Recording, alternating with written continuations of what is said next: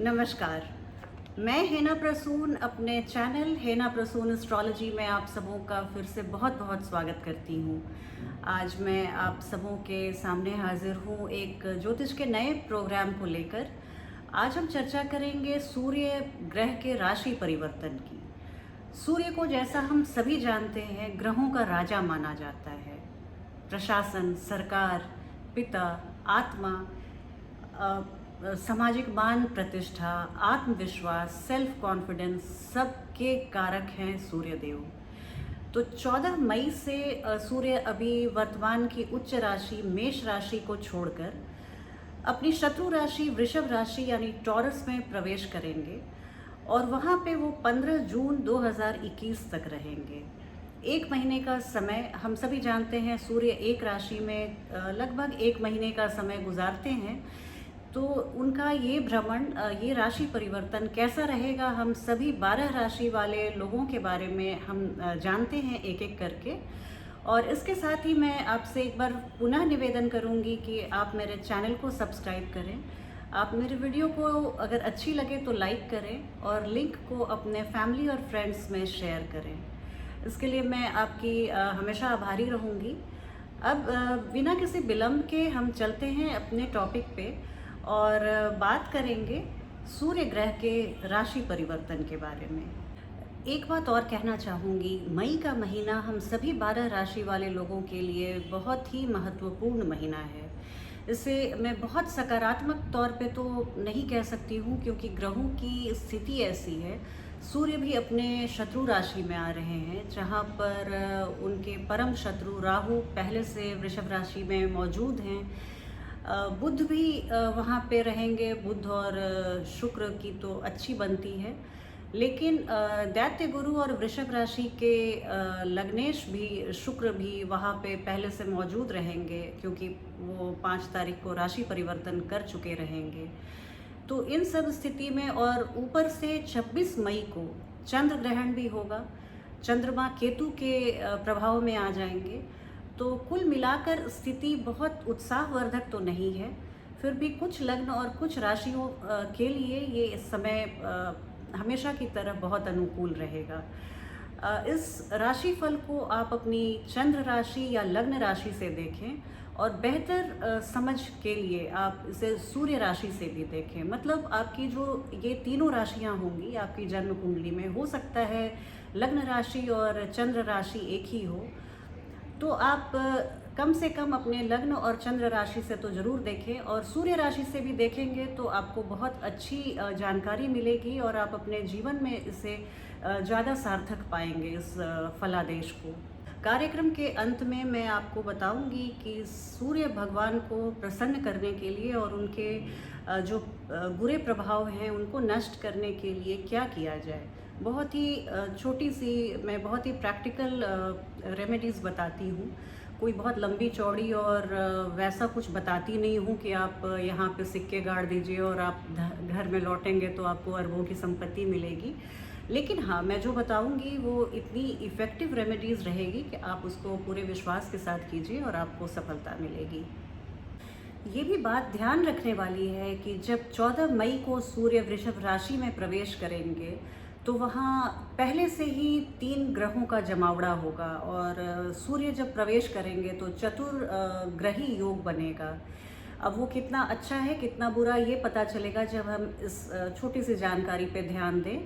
तो सूर्य वृषभ राशि में जब आएंगे तो उसके पहले वृषभ राशि के जो लग्नेश हैं शुक्र, वो पहले से वहाँ रहेंगे। दैत्य गुरु पहले से रहेंगे। दैत्यों के सेनापति राहु जो सूर्य के परम शत्रु हैं वो भी पहले से वहाँ मौजूद रहेंगे और राजकुमार बुध ये भी वहाँ पहले से मौजूद रहेंगे।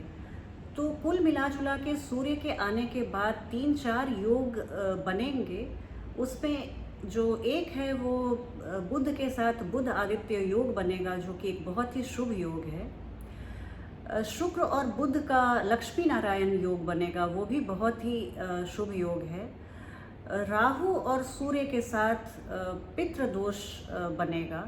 ये एक बहुत अच्छी स्थिति नहीं रहेगी। इस दौरान जो बच्चे पैदा होंगे इस एक महीने के बीच में उनकी कुंडली में सूर्य और राहु का पितृ दोष रहेगा, तो इसके लिए ये थोड़ी स्थिति बहुत अनुकूल नहीं रहेगी।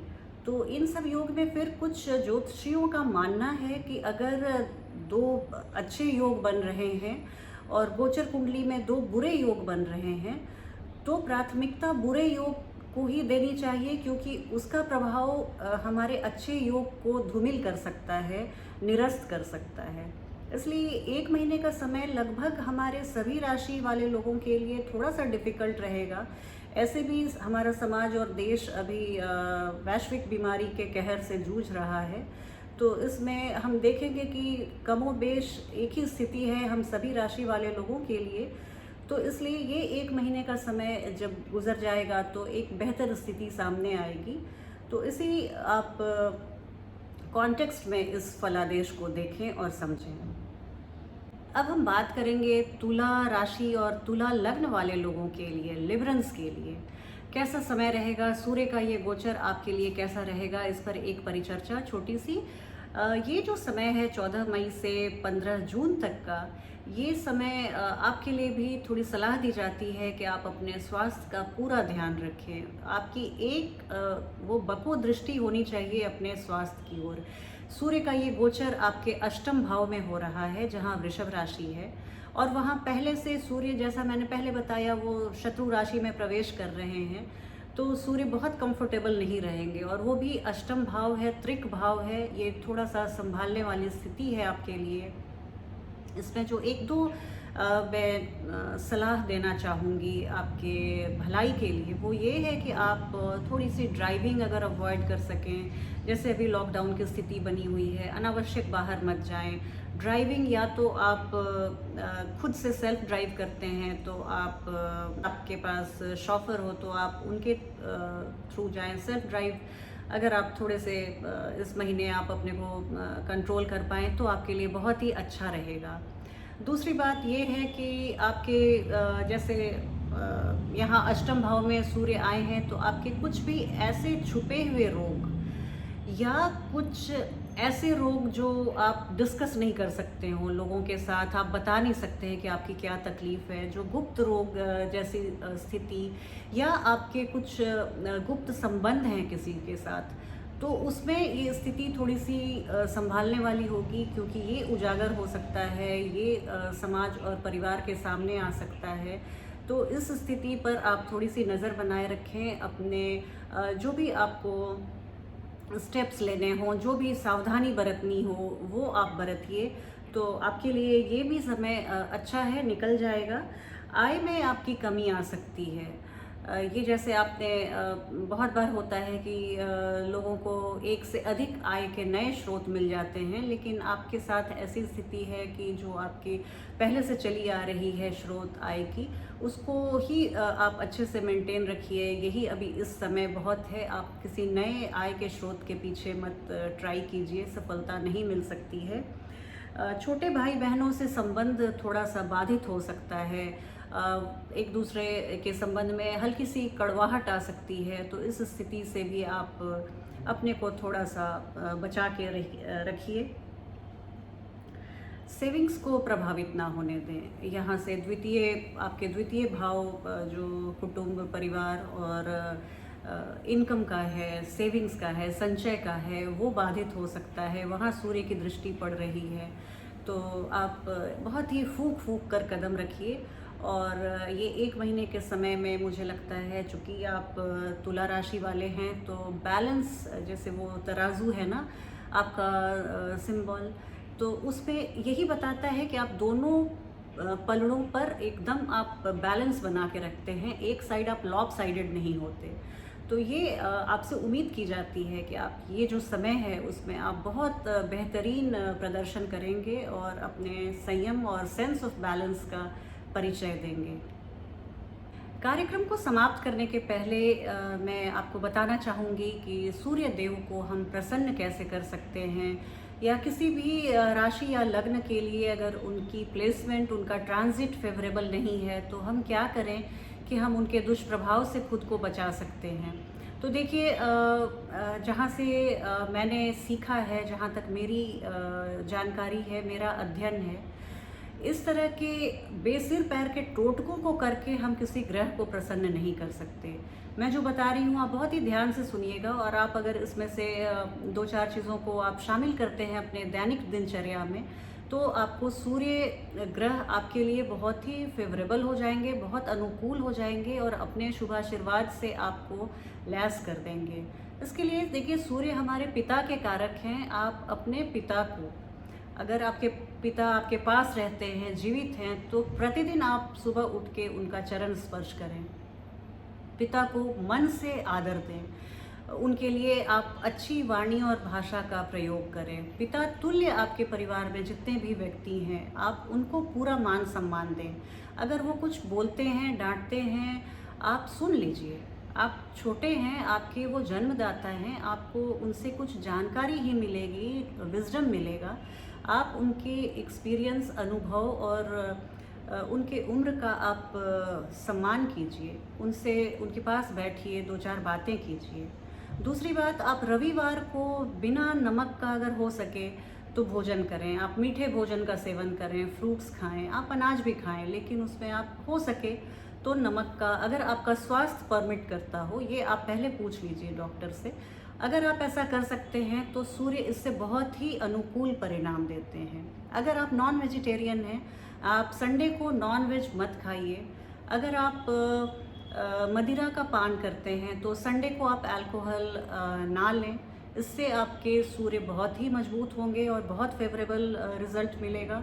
आप सूर्य के लिए आदित्य हृदय स्तोत्र का पाठ करें। संडे को 3 बार अगर हो सके, ऐसे तो रोज़ 1 बार कर लीजिए, बहुत अच्छी बात है, लेकिन संडे को अगर आप 3 बार करते हैं, आपको इसका परिणाम 1 महीने के अंदर अंदर मिलना शुरू हो जाएगा। सूर्य आपको जब देने पर उतर जाएं, जैसे हम सब जानते हैं, वो ग्रहों के राजा हैं। सूर्य के ही चारों ओर सारे ग्रह ऑर्बिट करते हैं और उन्हीं के गुरुत्वाकर्षण शक्ति के चलते ये सौर मंडल चल रहा है। तो आप उनकी महानता, उनकी विशालता, उनके एनॉर्मिटी, उनके मैग्नीट्यूड को आप ऐसे ही समझ सकते हैं। आप सूर्य नमस्कार करें। आप अगर संडे को सूर्य नमस्कार करते हैं, खुले में करते हैं, अंडर द सन करते हैं, अपनी बालकनी में या छत पे, टेरेस में, आपके लिए ये बहुत ही हेल्थ बेनिफिट तो जो मिलेगा वो मिलेगा ही। आपको इससे एस्ट्रोलॉजिकली भी बहुत आप बेनिफिटेड होंगे। आप सूर्य त्राटक करें। आप सूर्य को उगने, जैसे एकदम बाल सूर्य जो होते हैं, जैसे एकदम सूर्य उगते रहते हैं, क्योंकि तेज सूर्य को तो आप आंखों से नहीं देख सकते। तो सूर्य त्राटक, सूर्य को उगते हुए सूर्य को सिर्फ आप श्रद्धा से देखें। उनके उगते हुए जो 2-3 मिनट का समय होता है, आप देखिए। सूर्य त्राटक से सूर्य आप पर बहुत प्रसन्न होते हैं। सूर्य को जल देना, जल आप देखिए जब दें तो दोनों हाथों से दें, और वो आपके पानी वो पैर पे ना गिरे। कुछ आप पात्र लगा लीजिए, उसमें कलेक्ट कीजिए। और कहते हैं कि अगर आप, जैसे आप फिल्टर वाटर, कैंट वाटर, आप कोई भी शुद्ध जल को लेकर आप उनसे एक फूल डाल लीजिए और अक्षत डाल लीजिए, रोली डाल लीजिए, और उससे आप जल अर्पित करें, पैरों पे ना पड़े। आप उस फिर जल को अपने आँखों में ले लें या टीका लगा लें आप, और बाकी के आप जल को पौधों में डाल दीजिए, बहुत फ़ायदा होता है। आप सूर्य के रूटीन को फॉलो करें। ये बहुत एक मार्क करने वाली चीज़ है। ये बहुत, मैं आपको मार्के की बात बता रही हूँ। सूर्य का जो रूटीन है, सुबह जैसे वो उगते हैं और शाम को ढलते हैं, उस हिसाब से आप सूर्य को वेलकम करने के लिए उनके उगने के पहले आप बिस्तर छोड़ दें। आप और लेट नाइट आप ना जगें। जितना आप जैसे आप लेट राइज़र हैं, तो आप थोड़ी सी अपनी मेहनत मशक्क़त करके अपने को पहले जागने के लिए प्रेरित करें। और सूर्य ढलने के बाद आप जल्दी जल्दी, जैसे आप खा लें, 7 साढ़े 7 बजे तक डिनर कर लें। ऐसी आप कुछ बातों को आप फॉलो कीजिए, तो आपको निस्संदेह सूर्य का आशीर्वाद प्राप्त होगा। और उनसे संबंधित जितनी भी परेशानियां हैं, जितना भी स्ट्रगल है, संघर्ष है, आत्मविश्वास में कमी है, भाग्य में अगर आप कमी का अनुभव करते हैं, तो ये सब कुछ आपके लिए बहुत अनुकूल हो जाएगा। इसके साथ ही मैं अपनी वाणी को विराम देती हूँ। आप बताइएगा आपको ये राशिफल कैसा लगा। आपके कमेंट की प्रतीक्षा रहेगी मुझे। और आप मेरे चैनल को पुनः मैं आग्रह करूँगी कि मेरे चैनल को सब्सक्राइब कीजिए और इस लिंक को आप ज़्यादा से ज़्यादा शेयर कीजिए। अगर एक व्यक्ति अपने 4 संबंधियों को भी लिंक शेयर करे तो मुझे बहुत खुशी होगी। इसके साथ ही मैं आप सबों से विदा लेती हूँ। अगली वीडियो में आपसे फिर भेंट होगी। तब तक के लिए